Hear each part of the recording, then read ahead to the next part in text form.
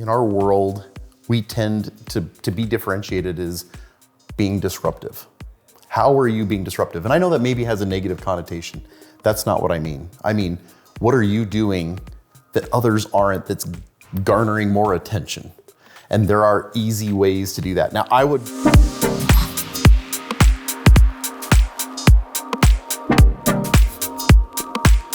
We got one last question for today in this episode. This is a chiropractic clinic in Salt Lake City, Utah. They asked, how can we stand out from our competitors? And I'm sure in Salt Lake City is like here locally in Idaho Falls, the competitive landscape is raging right now. And you can throw rocks at probably 10 different chiropractors here in our local market. And so I can only imagine what it's like if you've got your chiropractic clinic and there's 2 or 3 or 4 just almost literally right next door to you.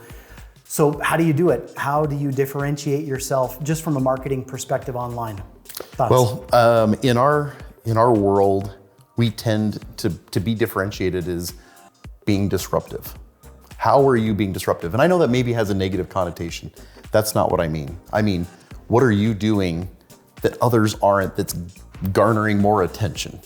And there are easy ways to do that. Now, I will kind of reiterate something, and I'm sure I'll say it more times in the future, but as a professional, you know more than average Joe about your trade, whatever that is.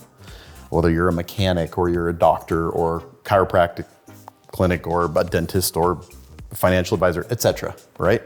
Arguably, you have expertise in that area. Lots of people have questions.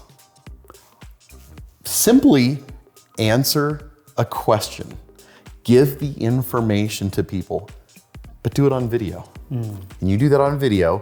I'll just give a quick example of something that we've known that's worked. So we work with an accounting company in Utah Valley, and they, every Monday, have been very successful at kind of engaging with their audience.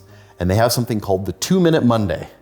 And either one of the partners in the accounting firm, which they're a pretty good sized company, every Monday would put out a 2-minute video and send it out to their clients and or email list. And they might say, and there was one example I saw, they said, hey, as of May 1st, whatever year it was, I can't remember, there was a new change in this code, such and such code, Section K, line whatever 38, now reads super technical, boring legal jargon. And he says, but this is what it means to you in layman's terms. And it was a really neat how he put that out. That video alone got a couple 100,000 views within a month. Wow. And it was pretty helpful. Now, I'm not saying it wasn't big news in Utah when it happened, but I'm saying that the fact that he took the initiative just to say, hey, just so you know whether you're our client or not, here's something to be aware of as a business owner, as an entrepreneur. Love that. And so as a dentist, why not just say, here's how to brush your teeth? Very simply put, maybe it's a 30-second answer in a question. And I would argue that when you do make those videos, there's one last thing you do.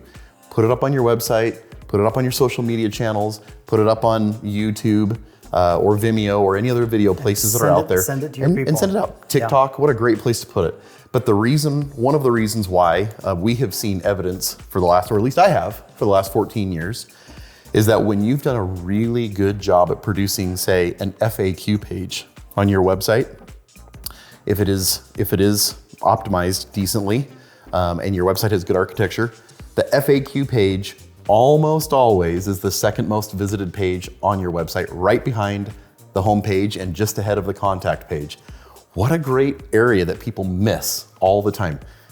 So if you want to stand out, talk about your trade, talk about what are the top 20 questions you get, make a video about each one, then make a blog post about that, or put it up on your social media channels, put it on your FAQ page. There's lots of ways that you can use it. As a Google My Business post, there's lots of ways that you can use it to engage, and that really helps you stand out. People will go, hey, that guy really does know his information, or she is fantastic. There's obviously she can answer my question or my concerns, whatever that might be. I love it. That's awesome. Well, appreciate the time. It's been great. We've covered 3 powerful questions from business professionals all over the country. And be sure to tune back in each and every single week as Marketing of the Minds goes deep into answering your questions. Be sure to hit the like button here on YouTube or whatever social media channel you happen to be watching on. Click the subscribe button and do me a favor. Most importantly, is post your comments down below and ask your questions. Your questions are the ones that we use every single week to feed Marketing of the Mind. So post your questions down below, and as you know, each week we select one of the commentors, people who've commented, and give them a special gift, whether it be a marketing consultation or an audit or an analysis of your website, or even one of the brand new ebooks that we've just got done reading. So post your questions down below. And Nate, as always, thank you, man. Appreciate you. And we'll see you guys again next time. Take good care.